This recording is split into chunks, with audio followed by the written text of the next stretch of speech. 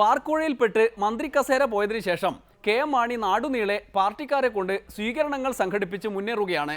വമ്പൻ ജനക്കൂട്ടത്തെ സംഘടിപ്പിച്ചില്ലെങ്കിൽ പാർട്ടിയിൽ നിന്ന് പുറത്തുപോകും എന്നതാണത്രേ ഭാരവാഹികളുടെ സ്ഥിതി.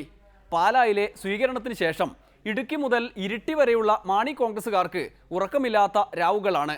ഇടുക്കിയിൽ റോഷി അഗസ്റ്റിന്റെ നേതൃത്വത്തിലായിരുന്നു സ്വീകരണം. മാണിക്കാണെങ്കിൽ വേറെ പണിയൊന്നുമില്ലല്ലോ.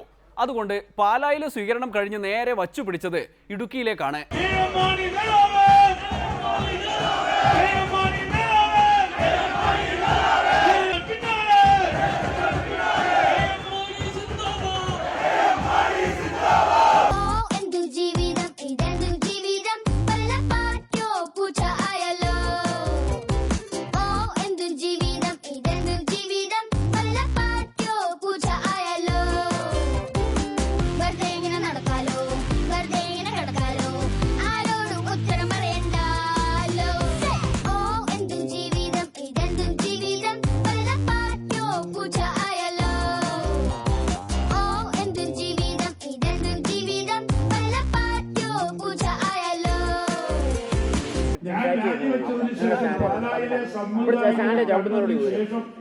എവിടെയെങ്കിലും ഒരു പ്രദേശത്തേക്ക് പോയിട്ടുണ്ടെങ്കിൽ ഞാൻ ആദ്യമായി ഇടുക്കിയിലേക്കാണ്.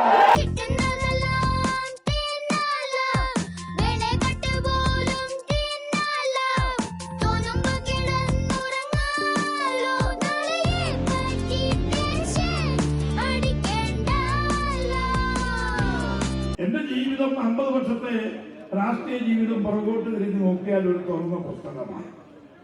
എനിക്ക് ആ തുറന്ന പുസ്തകം എന്നുള്ള നിലയിൽ ഞാൻ എപ്പോഴും സ്നേഹിതരെ ഞാൻ എപ്പോഴും കൃഷിക്കാരുമായി ഐക്യദാർഢ്യം പുലർത്തിയിട്ടുള്ള ഒരു വ്യക്തിയാണ്.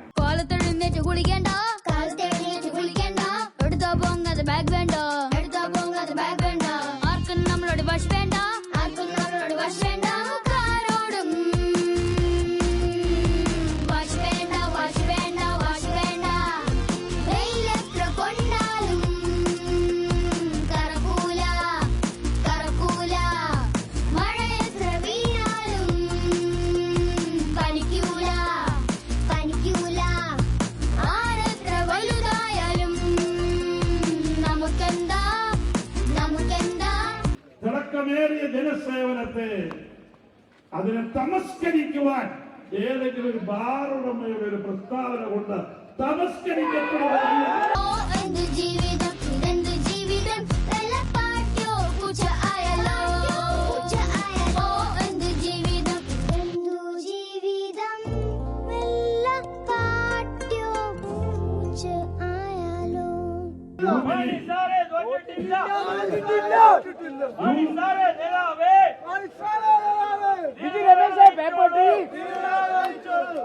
സുവർണ ജൂബിലിയുടെ ശോഭ കെടുത്തുവാൻ ഒരു ഗൂഢാലോചന എനിക്ക് കഴിയുകയില്ല എന്ന് അസന്ദിഗ്ധമായി ഞാൻ പറയട്ടെ. കേരളത്തിലെ ജനങ്ങൾ കൂടെയുണ്ടെങ്കിൽ ജനശക്തിയിലാണ് ഞങ്ങളൊക്കെ നിലകൊള്ളുന്നത്. അതാണ് വലുത്. മാണി പാർട്ടിക്കാർ ആളെ കൂട്ടിയുണ്ടാക്കുന്ന ജനശക്തിയാണ് വലുത്, അല്ലാതെ കോടതിയും കേസും ഒന്നുമല്ല. അഴിമതി എത്ര നടത്തിയാലും ജനശക്തി കൂടെയുണ്ടെങ്കിൽ കോടതിയെയൊന്നും പേടിക്കണ്ട എന്ന ദർശനമാണ് കേരള കോൺഗ്രസിനെ ഇപ്പോൾ നയിക്കുന്നതു തന്നെ. ഒരിടവേള കൂടി, അത് കഴിഞ്ഞ് സെൽഫി.